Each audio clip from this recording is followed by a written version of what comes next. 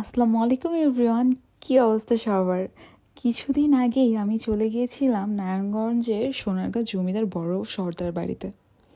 জায়গাটা এত বেশি সুন্দর যেটা মানে ভাষায় প্রকাশ করাটা আসলে আমার জন্য অনেক কঠিন হয়ে পড়েছে। তো আমি গিয়েছিলাম আমার ফুপা ফুপির সাথে। আমরা গিয়েছিলাম ভোরবেলা আমরা ঢাকা থেকে রওনা দিয়েছিলাম। অ্যারাউন্ড 8টার মধ্যে আমরা নারায়ণগঞ্জে পৌঁছায় যাই এবং 9:30 অ্যারাউন্ড 9টার মধ্যে আমরা জমিদার বাড়িতে প্রবেশ করি। প্রথমেই বলি, সোনারগাঁ বাংলাদেশের অন্যতম প্রাচীন ও ঐতিহাসিক শহর। একসময় এটি ছিল বাংলার রাজধানী এবং আন্তর্জাতিক বাণিজ্যের গুরুত্বপূর্ণ কেন্দ্র। মুঘল আমল সহ বিভিন্ন শাসন আমলে এই অঞ্চল রাজনৈতিক, অর্থনৈতিক ও সাংস্কৃতিক দিক থেকে অত্যন্ত সমৃদ্ধ ছিল। সেই ঐতিহ্যর অন্যতম সাক্ষ্য বহন করছে সোনারগাঁর বিখ্যাত সর্দার বাড়ি, যা বর্তমানে ঐতিহাসিক নিদর্শন হিসেবে সংরক্ষিত। প্রথমে আমি বলেছিলাম আমি গিয়েছি আমার ফুপা ফুপির সাথে। তাদেরকে আন্তরিক ধন্যবাদ জানাই আমাকে এত সুন্দর একটা জায়গায় ঘুরতে নিয়ে আসার জন্য। সত্যি এই ভ্রমণটি আমার জন্য ছিল অনেক বেশি স্পেশাল।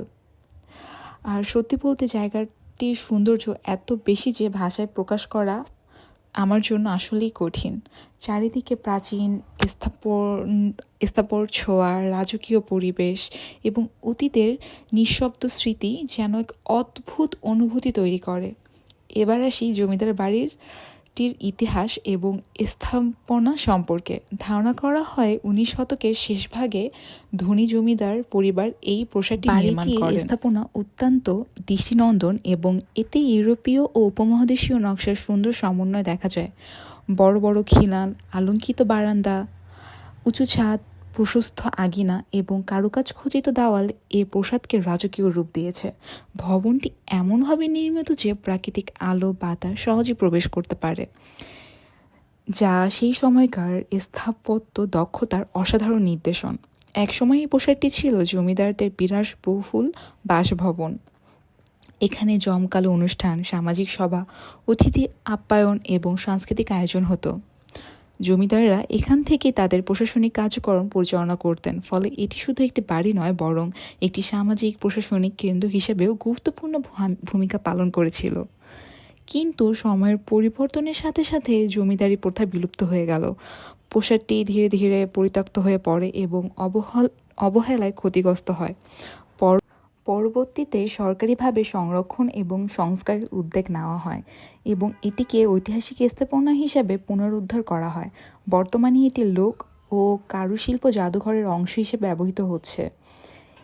এই জাদুঘরে বাংলাদেশের বিভিন্ন অঞ্চলের ঐতিহ্যবাহী লোকশিল্প, মৃৎশিল্প, কাঠের কারুকাজ, ধাতব শিল্প, নকশিকাঁথা এবং গ্রামীণ সাংস্কৃতিক অসংখ্য নিদর্শন সংরক্ষিত আছে। দর্শনার্থীরা এখানে এসে শুধু একটি পুরনো প্রাসাদই দেখে না, বরং তারা বাংলাদেশের ইতিহাস, সংস্কৃতি ও শিল্প ঐতিহ্যের এক সমৃদ্ধ ভাণ্ডার প্রত্যক্ষ করতে পারেন। সোনারগাঁও ভ্রমণের আরেকটি বিশেষ আকর্ষণ হলো এর আশেপাশের ঐতিহাসিক পরিবেশ। যেমন এই ভিডিওতে অ্যাকচুয়ালি আমি সব কিছু ভিডিওতে আমি সব কিছু দেখাতে পারছি না।